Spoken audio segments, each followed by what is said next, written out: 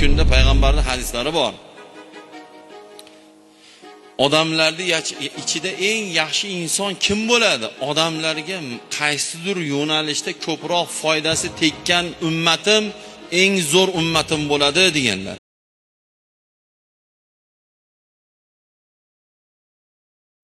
Nolavermasdan. U na bo'lyapti, bu buna bo'lyapti. O'qi fizikani oshna to'tding. Zo'r olim bo'l, svetni o'chmaydigan qilib bizga bir narsalar qilib ber. Qilib ber. Qiyomat kunida payg'ambarning hadislari bor. Odamlarning ichida eng yaxshi inson kim bo'ladi? Odamlarga qaysidir yo'nalishda ko'proq foydasi tekkan ummatim eng zo'r ummatim bo'ladi deganlar. Batta faqat Qur'ondan dars beradigan qori ustozlar demaganlar hadisda. Yo faqat madrasada hadisdan, fiqhdan, e'tiqoddan, aqoid masalalardan dars beradigan faqat mudarris demaganlar. Anfa'uhum linnas, odamlarga foydasi tegadigan ummatim eng zo'ri deganlar.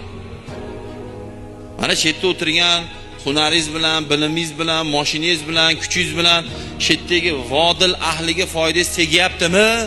Oshna do'ppingizni yechib turib osmonga oting. Siz yaxshi ummatsiz siz. Zararingiz tegyaptimi? Tavba qiling. Siz yomon odamsiz. Hoji bo'lsangiz ham, shu tumanning qorisi bo'lsangiz ham, yo menga o'xshagan imomi bo'lsangiz ham, domlasi bo'lsangiz ham, kim bo'lsangiz ham, zararimiz tegyaptimi? U yomon odam bo'ladi. Nolavermasdan. U na bo'lyapti, bu buna bo'lyapti. O'qi fizikani oshna to'tding. Zo'r olim bo'l, svetni o'chmaydigan qilib bizga bir narsalar qilib ber. Qilib ber bir narsalar. 35 yil bo'lgan, 34 yildan 35 yil. Xo'p, mustaqil bu yangi oila degani. Boshida qiynaldik 2000-yil, 2005-yilgacha juda yomon qiynalganmiz. Hatto so'nda ham bilsalaring talonga berardi. Yog'ni ham odam soni nechta 13 ta grammlab bergan. Urush davridek. Nimaga biz alohida ko'chib chiqdik biz? Hatto bug'doyimiz qolmagan edi, kapli bug'doy qolmagan edi. Mustaqillikning boshida. Endi hozir mana oyoqqa turdik, dunyo tanidi, O'zbekiston desa o'sha sezyapti, sezdiryapmiz. Lekin kamchilik jannatda bo'lmaydi. Bugun nolayotgan, xo'p, 20 yildan beri nolayapsan, uni o'rniga o'g'lingni o'qitganingda fizik bo'lganda mayta arada oqayotgan suvlardan generator qo'yib bizga to'k olib beradigan bo'larmidi 20 yilda? Nolavermi? O'qit oshni. Domlalar ma'ruza qilmayapti zo'r. O'qi oshni. Pajavsta mana madrasa. İmtihon tugadi o'sha. Topshir o'qi, chiq. Mana men o'zim bo'shatib beraman. Men javob ber, shuncha vaqt va'da beraman. Qil nolavermasdan. U unaqa, bu bunaqa o'rmasdan. Islomdan maqsad nima? La zarara va la zirara. Mana islom. O'zingga zarar beradigan ishni ham qilmaysan, birovga zarar beradigan ishni ham qilmaysan. Mana islom. O'zingiz hali aytilgan psixotrop narsalarni iste'mol qilayotgan bugun yoshlar, ayniqsa eng achinarli joyi, Xudo saqlasin. Oldin yosh kattalarda edi bu narsa. Hozir maktab bolalarigacha kirib keldi. 8-sinflarda uchradi bu narsalar. Eng achinadigan, xafa bo'lib ketadigan joyingiz shu yomon narsalarni olib o'tib yashirincha yo'l bilan yashirincha sotayotgan shu yurtni, shu millatning farzandlari o'shalar. Shu yurtni farzandi shu ishni qilyapti. Qiyomat hali ko'ramiz inshaalloh. Avvalo tavba qilib ko'zi ochilsin, lekin qornim ekan, jig'ildonim ekan, pulim ekan deb turib nima ish bo'lsa qilavermaymiz. O'sha ifloslarni ushab kelib o'tirmayotganda o'zini baylab turib, "Manu nevaring, manu bolang, manu qizing, davo og'zingni och, tiqamiz shu tabletkani dinda." Voydod deydi. O'ziga ravo ko'rmaydi, bolasiga ravo ko'rmaydi. Lekin zo'r pul qoladi. Zo'r pul olib keladi, sotadi. Ey, akalar, ko'zni ochaylik. 8-sinf nima bu? 7 yosh, 8, bu degan 14-15 yashar bolalarda chiqdi iste'mol qilayotgani. Shikolat shaklda, zivojka shaklda, qand shakldagilarni endi olib kelyapti. Hali internetda videolar erta emas. Ana bolamga qand bergan ekan, bilib qoldim, olib qoldim. O'sha qand shaklda beryapti. 2-3 marta iste'mol qilsa bo'ldi, tugadi, o'rganadi o'shanga.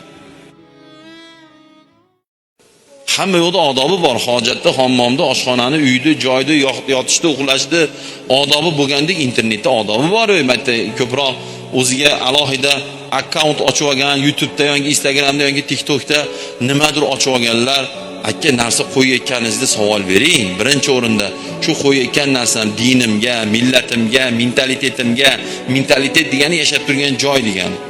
Oxiratimga, qonunimga, or-nomusimga, erkakligimga, ayolligimga to'g'ri keladimi shu video, shu rasm, shu gap? To'g'ri kelmaydimi? Qo'yma oshna bu narsa.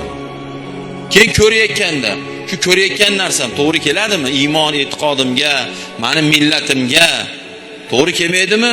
Ko'rmaslik kerak. Nabarot, like bor, dislike bor bilsanlar. Hammamiz dislike bosaylikda o'zi shuni qulublab qo'yadi kompaniya o'zi.